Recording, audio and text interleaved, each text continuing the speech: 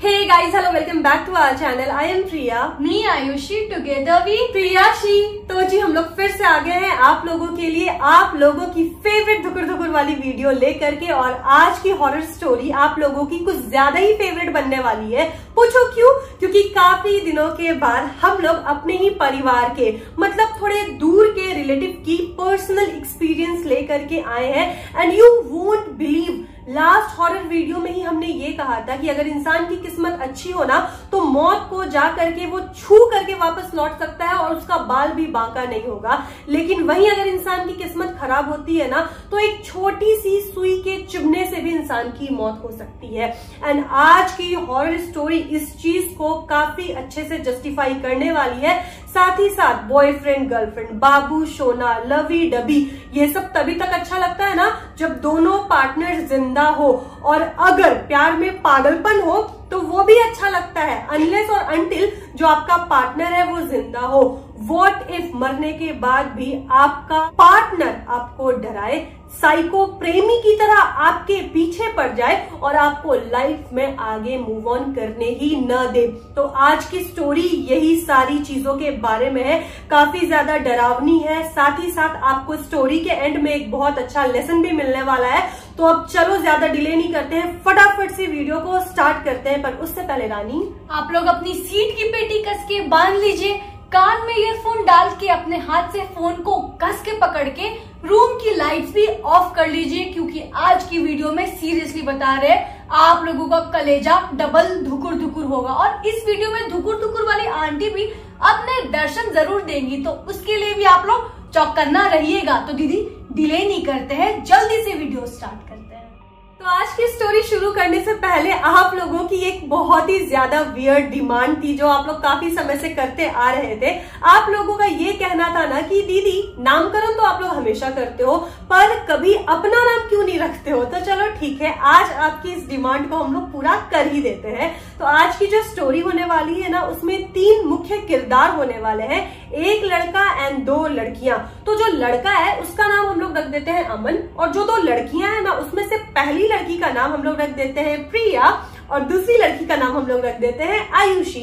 तो सबसे पहले अमन के बारे में बात करते हैं। अमन के पापा एक बहुत ही बड़े बिल्डर है और अमन अपने माँ बाप की इकलौती संतान है। और बचपन से ही उसकी जो हैबिट्स है ना वो थोड़ी बिगड़ैल बच्चों के टाइप की है। ऑब्वियसली इकलौता बेटा है भाई, एक बार उसने मुंह खोला तो उसकी सारी डिमांड्स बचपन से ही पूरी कर दी जाती थी। और वहीं अगर हम लोग आयुषी की बात करें तो आयुषी एक लोअर मिडिल क्लास फैमिली से बिलोंग करती थी और वो बहुत ही ज्यादा अपने लाइफ में फोकस्ड थी। प्रिया के बारे में हम लोग आगे बात करेंगे। तो अभी देखो अमन और आयुषी के बारे में बात करते हैं। तो क्लास 12 के बाद अमन एंड आयुषी सेम कॉलेज में पढ़ाई करने के लिए एडमिशन लेते हैं अपने बैचलर्स डिग्री के लिए। और उसी दौरान उन दोनों की दोस्ती होती है। एंड अमन के लिए तो ऐसा था ना कि आयुषी को देखते ही लव एट फर्स्ट साइट वाला हाल हो गया था। पहले तो अमन ने उससे अप्रोच किया तो आयुषी ने साफ साफ मना कर दिया, क्योंकि आयुषी को कहीं ना कहीं पता था कि जो अमन है वो एक बिगड़ैल लड़का है, वो लाइक एफ बॉय टाइप का है, आज इस लड़की के पीछे कल उस लड़की के पीछे। तो उसने साफ साफ रिजेक्ट कर दिया। लेकिन अमन ने आयुषी का पीछा नहीं छोड़ा, उसने वो हर मुमकिन कोशिश की आयुषी को इम्प्रेस करने के लिए और 1 साल तक उसने आयुषी को मनाने की कोशिश की। और लास्ट में अमन की डेडिकेशन देखने के बाद आयुषी ने अमन को हाँ कर दिया। अमन की जो आदतें थी कुछ खराब थी, लाइक स्मोकिंग, ड्रिंकिंग, लड़ाई झगड़ा करना, बड़ों की इज्जत ना करना। लेकिन जो भी बोलो भाई, वो आयुषी को प्यार बहुत ज्यादा करता था। तो खैर वो दोनों का जो प्यार था कॉलेज खत्म होते होते मतलब 3 साल के टाइम के बाद और भी ज्यादा परवान चढ़ चुका था और दोनों अपने रिलेशनशिप में काफी ज्यादा खुश भी थे। अमन हमेशा आयुषी को फाइनेंशियली हेल्प भी किया करता था। और इतना ही नहीं, अमन ना एक टिपिकल मजनू टाइप का लड़का था, दिन रात वो आयुषी के आगे पीछे ही दौड़ता रहता था। अमन के घर में कहीं ना कहीं उसके माँ बाप को इस बात का आइडिया तो था कि अमन के लाइफ में कोई ना कोई लड़की तो है, और उसके माँ बाप को प्रॉब्लम नहीं थी उसकी गर्लफ्रेंड के होने से। लेकिन उसके पापा क्या चाहते थे कि अपनी डिग्री लेने के बाद अमन फैमिली बिजनेस में आ जाए, क्योंकि उसके पापा को काफी सारे हेल्थ रिलेटेड इशू थे और वो चाहते थे कि उनका बेटा अब उनके बिजनेस को संभाले। लेकिन यहाँ अमन लड़की के पीछे अपनी पूरी जिंदगी खराब कर रहा था। और जब अमन के पापा को ये पता चलता है कि जो आयुषी है, जो कि अमन की गर्लफ्रेंड है, वो एक लोअर मिडिल क्लास फैमिली से है और उसका स्टेटस अमन के स्टेटस के बराबर नहीं है, तो उन्होंने साफ साफ अपने मन में ये डिसाइड कर लिया था कि वो अमन और आयुषी को कभी भी एक नहीं होने देंगे।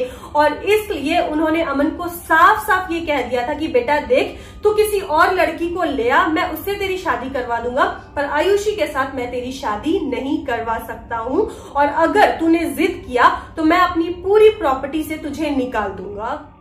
अब अमन के पापा ने अमन के सामने दो ऑप्शन रख दिए। पहला ऑप्शन ये था कि या तो तुम मेरी पसंद की लड़की से शादी करके मेरा जो भी बिजनेस है उसे संभालना स्टार्ट कर दो, या फिर तुम अपनी पसंद की लड़की आयुषी से शादी करके उसी के साथ तुम चले जाओ, लेकिन उससे शादी करने के बाद दोबारा मुड़कर इस घर में मत आना और एक कदम भी नहीं रखना। बाकी जितना भी प्रॉपर्टी है उसमें तुम्हें एक भी हिस्सा नहीं मिलेगा, सारा प्रॉपर्टी हम चैरिटी में डोनेट कर देंगे। अब ये चीज सुनने के बाद अमन दुविधा में आ जाता है कि आखिर करे तो करे क्या, क्योंकि बचपन से ही उसे ऐशो आराम की आदत लगी हुई थी।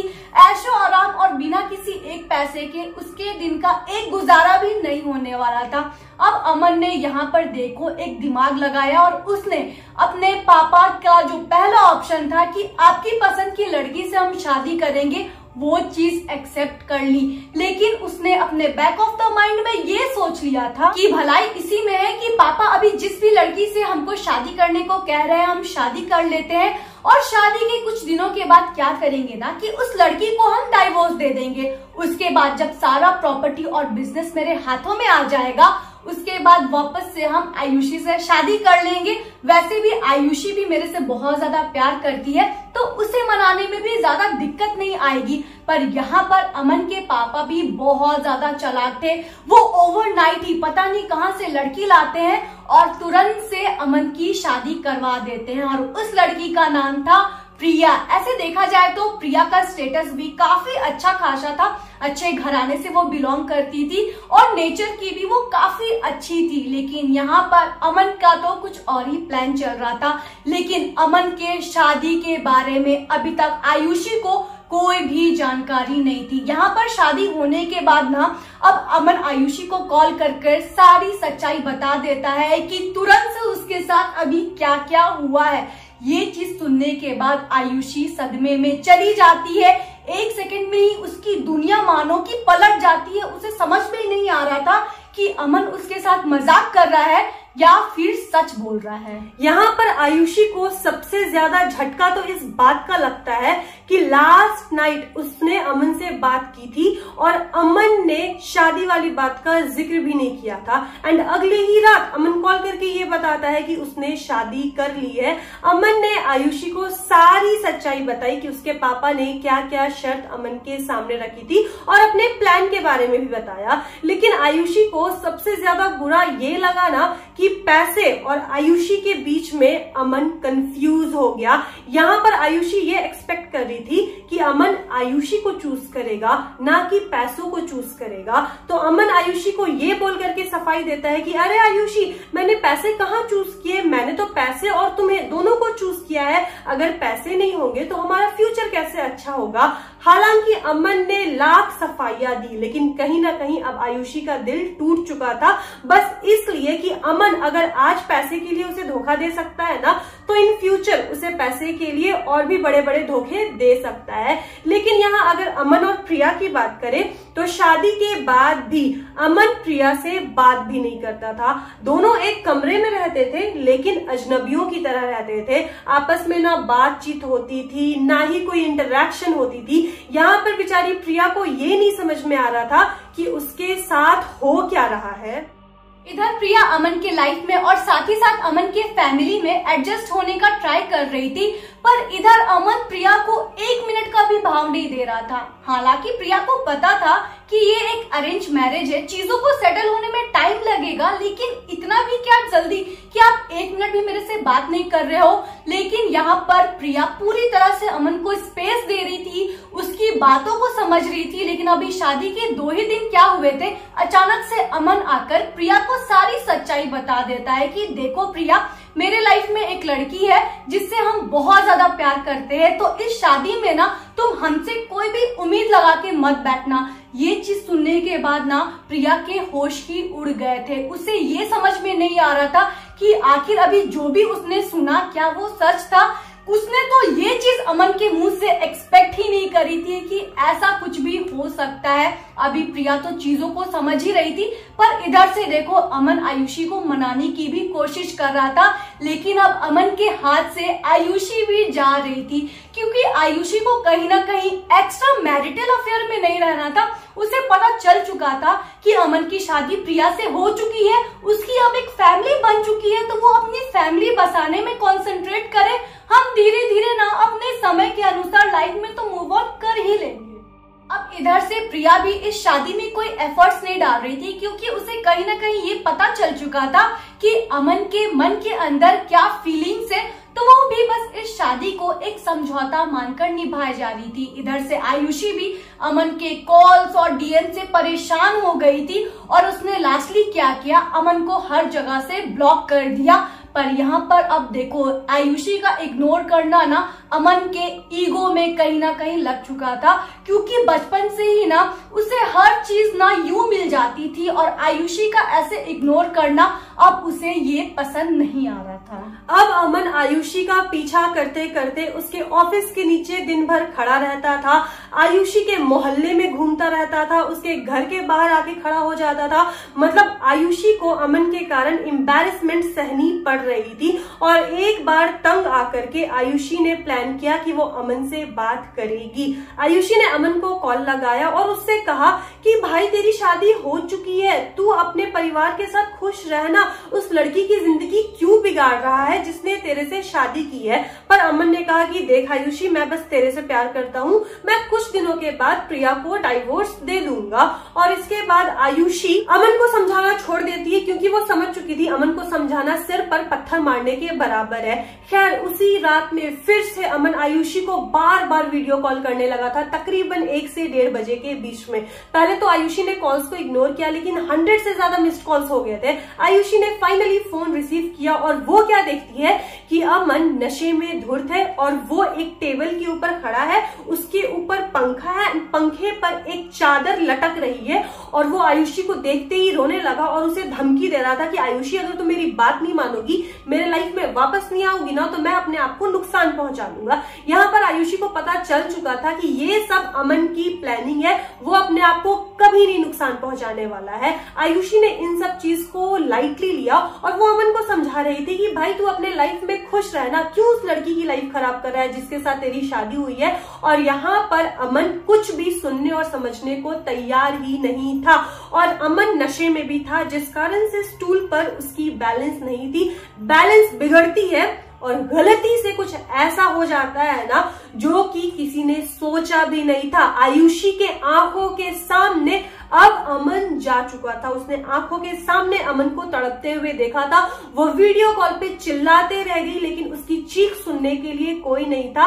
लास्ट में आयुषी आधी रात में दौड़ करके अमन के घर जाती है अपनी स्कूटी से, और घर का दरवाजा जोर जोर से खटखटाती है। घर के बाहर आयुषी को देख करके अमन के मम्मी पापा काफी ज्यादा गुस्सा करते हैं, लेकिन फिर आयुषी उन्हें सारी सच्चाई बताती है। दौड़ करके सारे लोग अमन के कमरे में जाते हैं, प्रिया भी जाती है, एंड वहां वो लोग उनके बेटे को एक बहुत ही ज्यादा दुखद भरी स्थिति में देखते हैं। ये देखने के बाद ना पूरे घर वालों के पांव से जमीन खिसक जाती है।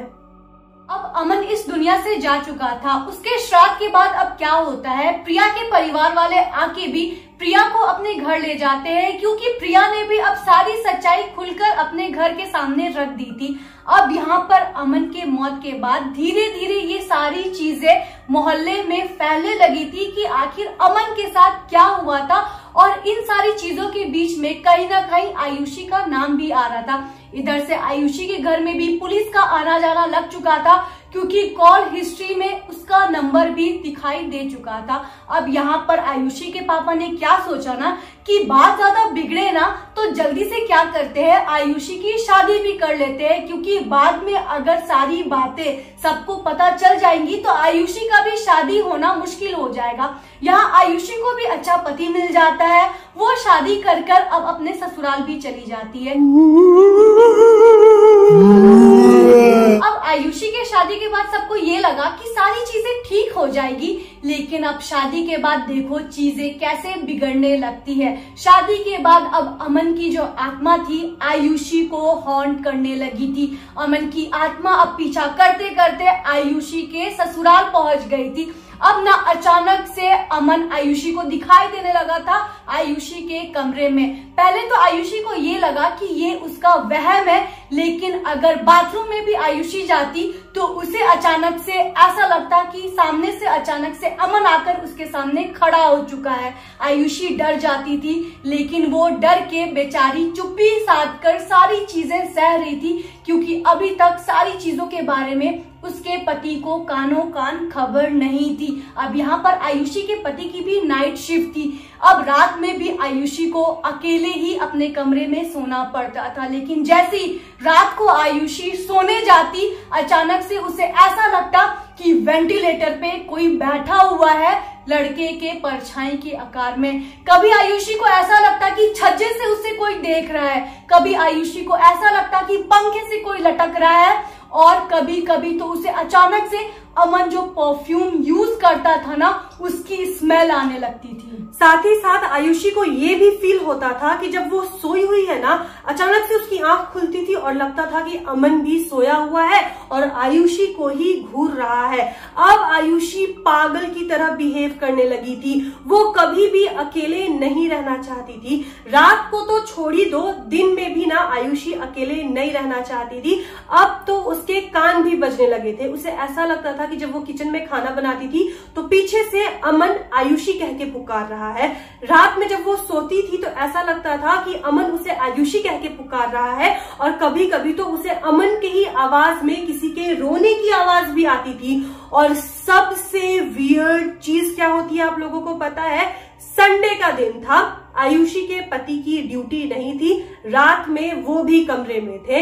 ऐसे तो आयुषी ने कई रात जाग करके बिता दिए, क्योंकि वो जब जब सोती थी उसे डर लगता था। लेकिन उस रात उसके पति उसके कमरे में थे तो आयुषी को नींद आ जाती है और आयुषी चैन से सो रही थी। तभी अचानक से आयुषी की नींद खुलती है और वो क्या देखती है ना कि उसके पति उसी को बैठ करके देख रहे हैं आधी रात में। आयुषी अपने पति से पूछती है कि क्या हुआ, आपको कुछ चाहिए क्या? तब अचानक से उसके पति ने उसका गला पकड़ लिया और जोर जोर से चिल्लाने लगे और ये कहा कि आयुषी तुमने मुझे धोखा कैसे दिया? तुम कैसे किसी और से शादी कर सकती हो? मैंने तुम्हारे लिए क्या नहीं किया? तुम्हारे कारण मेरी जान चली गई और मेरी मौत के कुछ दिन के बाद ही तुमने शादी कर लिया। मैं तुम्हें नहीं छोड़ूंगा। और ऐसा कहते कहते आयुषी के पति बेहोश हो जाते हैं। यहाँ पर आयुषी काफी ज्यादा डर गई थी। उसे समझ नहीं आ रहा था कि अभी जो उसके साथ हुआ ना वो क्या हुआ।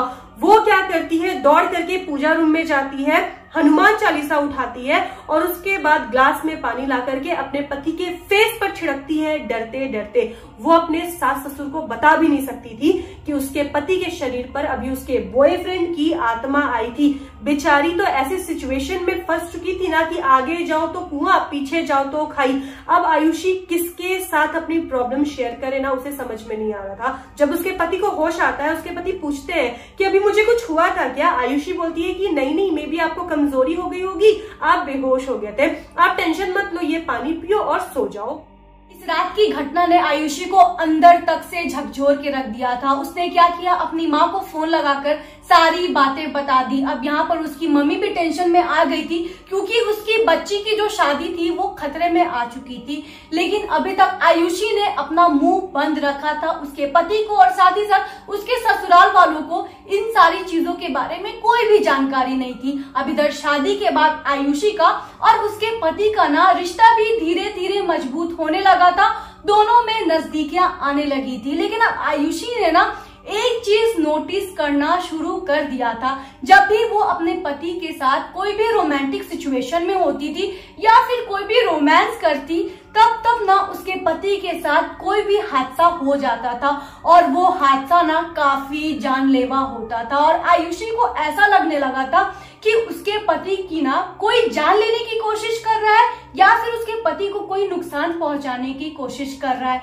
कहीं ना कहीं आयुषी को ये भी पता था कि ये सारी चीजें आखिर हो क्यों रही है और इसके पीछे आखिर किसका हाथ है। और जब वो लोग रोमांटिक सिचुएशन में होते थे ना, उसी बीच उसके पति को मिर्गी के दौरे भी आने लगते थे। अब यहाँ पर पति के साथ ना इतनी सारी घटनाएं स्टार्ट हो गई थी।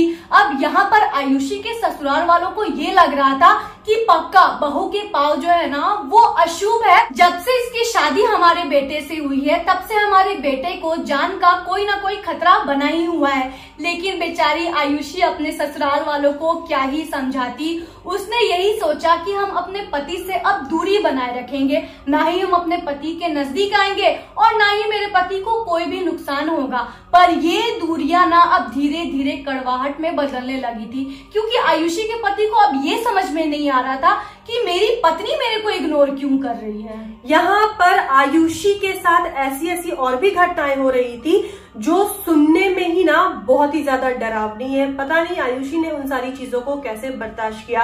अब आयुषी को कंटिन्यूअसली स्लीप पैरालिसिस के अटैक आने लगे थे और वहां पर उसे क्या फील होता था ना कि जो अमन है उसी की आत्मा आयुषी के साथ आकर के रिलेशन बना रही है। और रात में जब उसे स्लीप पैरालिसिस आता था ना तो आयुषी बेबस हो जाती थी, वो चाह कर भी कुछ नहीं करती थी। आयुषी की जब हालत बहुत ज्यादा बिगड़ने लगी थी तो आयुषी की मम्मी ने उसे मायके बुला लिया था और उसे कहा था कि बेटा कुछ दिन तू हमारे साथ रह तो मे भी सिचुएशन ठीक हो जाए। लेकिन मायके आने के बाद भी कुछ भी नहीं बदला। बहुत सारे ओझा, बहुत सारे पंडित, बहुत सारे तांत्रिक को कांटेक्ट किया गया लेकिन इसका कोई भी सोल्यूशन नहीं मिला।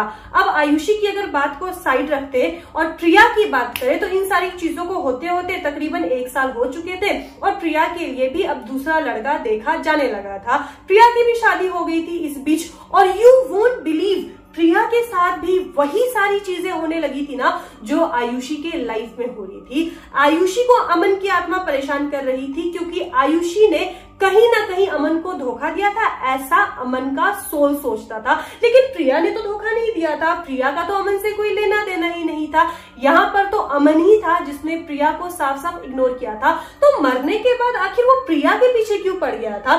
जीते जी तो उसने प्रिया की लाइफ हेल बना ही दी थी, मरने के बाद भी वो प्रिया की लाइफ को हेल बनाए हुए था और सेम चीजें बेचारी प्रिया भी भुगत रही थी। प्रिया को भी सेम स्लीप पैरालिसिस के अटैक आते थे, प्रिया को भी दिन दहाड़े अमन चारों ओर दिखने लगा था और डर के मारे प्रिया की हालत भी अब पागलों की तरह हो गई थी।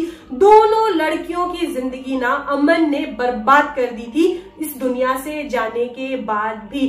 खैर अब देखो आगे क्या होता है। अब दोनों लड़कियों के परिवार वालों ने काफी सारे ओझा, पंडित या फिर तांत्रिक को कांटेक्ट किया और इस प्रॉब्लम का सॉल्यूशन ढूंढने की कोशिश की। लेकिन ना सारे लोग कुछ ना कुछ कह रहे थे, किसी का कुछ कहना था, किसी का कुछ कहना था। कोई ओझा ये कहता कि उसकी ना सडन डेथ हुई है जिसके कारण उसके आत्मा को शांति नहीं मिली है, इसी के कारण उसकी आत्मा भटक रही है। किसी का ये कहना था कि वो अपने मन से नहीं मरा जिसके कारण उसकी आत्मा तुम लोगों को हॉन्ट कर रहा है। किसी का ये कहना था कि मरते मरते भी ना उसके बहुत सारे इच्छाएं थे जो कि पूरे नहीं हुए, इसके कारण वो आप लोगों को परेशान कर रहा है। सारे लोग बहुत सारी बातें कर रहे थे लेकिन कोई भी सॉल्यूशन नहीं दे रहा था। बहुत लोगों का तो ये भी कहना था ना कि अभी उसका समय नहीं आया है और समय से पहले अगर किसी इंसान की डेथ हो जाती है तो उसकी रूह भटकते रहती है और इसीलिए अमन की रूह भी भटक रही थी। अब देखो चीजें इतनी ज्यादा बिगड़ चुकी थी कि सारा कुछ सब लोगों के सामने आ चुका था। यहाँ आयुषी के ससुराल वाले भी सारा कुछ जान चुके थे और यहाँ प्रिया के ससुराल वालों को भी सब कुछ पता चल चुका था। अब दोनों के हस्बैंड के जिंदगी का सवाल था, क्योंकि उन दोनों के साथ कुछ ना कुछ घटनाएं घट ही रही थी। लास्टली आप कह सकते हो फैमिली प्रेशर के कारण दोनों के पतियों ने दोनों को तलाक दे दिया। ये किस्मत की बात होती है यार। मे भी उन्हें उतना अंडरस्टैंडिंग पार्टनर नहीं मिला, या मे भी उनका जो पार्टनर था ये भूत पिशाच के पचेड़े में नहीं पड़ना चाहता था।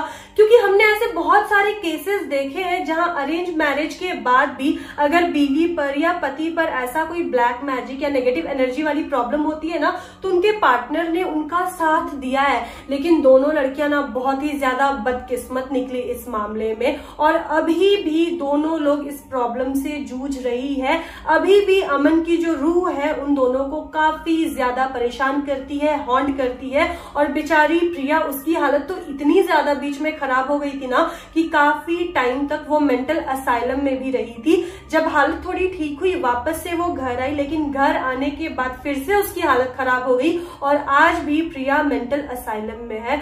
मतलब किसी की लाइफ कितनी ज्यादा खराब हो सकती है यार। हम लोग हमेशा अपने लाइफ को देख करके बोलते हैं ना कि हमारी लाइफ में बहुत प्रॉब्लम है। बाहर जाकर के देखो आप लोग, यहाँ पर बहुत सारे लोग हैं ना जिनके लाइफ में और भी बहुत ही ज्यादा बड़े बड़े प्रॉब्लम्स हैं। खैर हम लोग तो यही प्रे करेंगे कि प्रिया एंड आयुषी दोनों लड़कियां जितना अच्छा पार्टनर डिजर्व करती है उन दोनों को मिल जाए, एंड अमन की रूह से उन लोगों को शांति मिले और दोनों लड़कियां अपने लाइफ में खुश रहे। तो दोस्तों यही थी आज की कहानी। हमेशा हैप्पी एंडिंग नहीं होती है। हम लोग तो यही विश करते हैं कि इस कहानी की भी हैप्पी एंडिंग हो जाए। आप बताना कि आपको ये कहानी कैसी लगी, और अगर पसंद आए तो इस वीडियो को लाइक जरूर कर देना। और अगर आप हमारे चैनल पे नए हो और हमारा ये प्यारा प्यारा फेस भी पहले बार देख रहे हो तो प्लीज हमारे चैनल को सब्सक्राइब किए बिना मत जाना। मिलते हैं नेक्स्ट वीडियो के साथ, तब तक के लिए बाय।